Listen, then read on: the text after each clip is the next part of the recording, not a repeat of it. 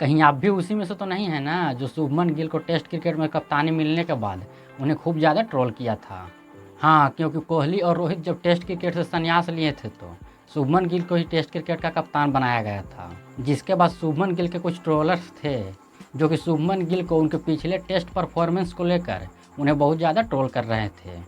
खैर, ट्रोलर्स चाहे जितना ही मर्जी शुभमन गिल को ट्रोल कर ले, लेकिन गिल साहब उसका जवाब अपने ही अंदाज में देते हैं।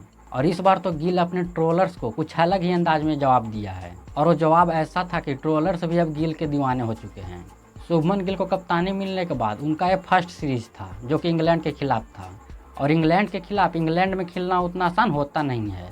लेकिन शुभमन गिल कहाँ मानने वाले थे। वो पहले मैच तो हार गए, लेकिन दूसरे मैच में ऐसा कमबैक किया कि पूरे इंग्लैंडियों पर अकेले ही भारी पड़ गए और दूसरे मैच को आसानी से अपनी झोली में डाल लिया, जिसमें शुभमन गिल का बहुत ज़्यादा योगदान है। चाहे वो फर्स्ट इनिंग का 269 रन हो या फिर दूसरे इनिंग का 161 रन हो, दोनों इनिंग्स में ही शुभमन गिल ने इंग्लैंड के बॉलरों को बांध कर रखा था। और अब ये जो गिल साहब हैं वो केवल प्रिंस तक ही सीमित नहीं रह गए हैं, अब एक किंग बनने के कगार पर हैं। हाँ, कुछ लोग आकर बोलेंगे कि किंग तो सिर्फ एक ही है, लेकिन भाई साहब ऐसा नहीं है। किंग कोई एक ही नहीं होता है, वो चाहे कहीं का भी राजा हो, समय समय पर बदलते ही रहता है। और अब टाइम आ गया है प्रिंस को किंग बनने का।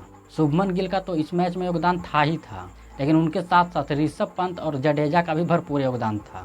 और फिर जब बॉलरों की बारी आई तो बुमराह के बिना सिराज और आकाशदीप ने भरपूर मोर्चा संभाला। पहले इनिंग में सिराज का 6 और आकाश का 4 विकेट। मानो ये दोनों अलग ही मूड में चल रहे थे। जैसे कि सिराज ने कहा हो, 6 मेरा 4 तेरा। लेकिन आकाशदीप भी कहाँ मानने वाले थे, वो तो ठहरे बिहारी। वो भी दूसरे इनिंग में आकर बता दिए कि इस बार 6 मेरा और 1 तेरा, इस बार 6 मेरा 4 तेरा नहीं। दूसरे इनिंग में आकाशदीप अकेले ही इंग्लैंडियों पर तंज कसा और 6 विकेट लेकर इंग्लैंडियों की कमर तोड़ दी, जिसके चलते टीम इंडिया ने दूसरे टेस्ट मैच को जीत लिया है और अब 1-1 के बराबरी के साथ लॉर्ड्स में जाएंगे। और यहाँ से अब सीरीज को जीतने के लिए पूरी तरह से रास्ता क्लियर हो गया है। अगर दूसरा मैच इंडिया हार जाती तो सीरीज में कमबैक करना बहुत ही मुश्किल होता।